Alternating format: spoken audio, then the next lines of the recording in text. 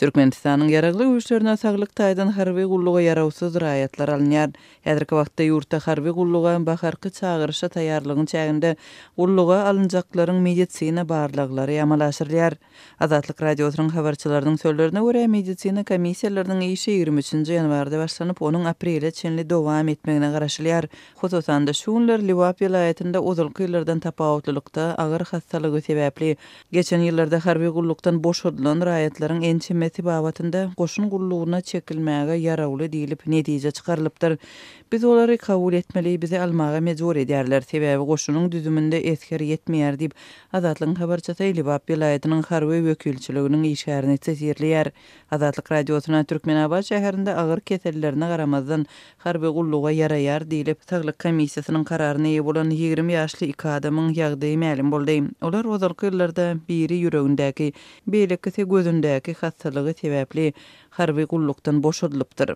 Azatlyk bilen söhbetdeş bolan harby wekiliýetiň Liwaply işgäri hastalaryň harby gulluguna alynmagyny özüniň oňlamaýanlygyny, sebäbi ýaşlara goşunda bir zat bolaýsa özleriniň jogap bermeli bolýan halatlarynyň seýrek däldigini belledi.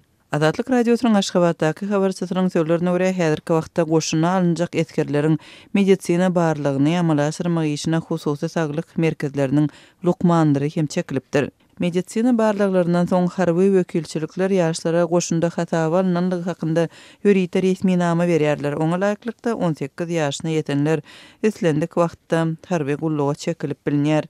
Türkmenistanda yarawsyz raýatlaryň harby gulluga çekilmegine degişli ýagdaýlar öňüm bolupdy. Eger adamyň kellesi, eli, aýagy we gözi ýerinde bolsa, ona ekidýärler.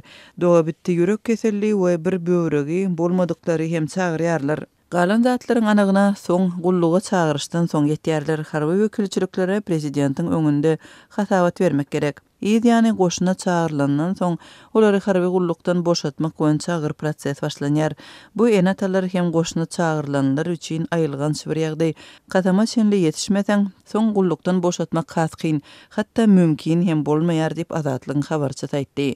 Onuň sözlerine görä häzirki wagtda harby gullukdan wagtlaýyn boşadylýan raýatlaryň hatarına daşary ýurtlarda okuyan studentler ýerýär. Olar okuwyny gutaran soň hökmany suratda gulluga çekilýärler we bu ýurda dolanmadyklaryň köpelmeginiň esasy sebäpleriniň biri bolup durýar diýip Azatlyk habarçysy aýdýar.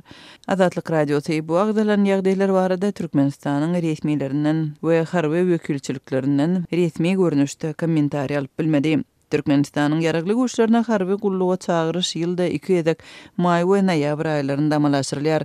Türkmen goşunyň esasy kemçilikleriniň arasynda eskerleriň harby taýýarlygynyň pes bolmagyny, azyk üçinçiliginiň gowşaklygyny we eskerleriň paxta ýygmak ýaly owa işlerine iýdigderli çekilip durmagyny bellese bolýar.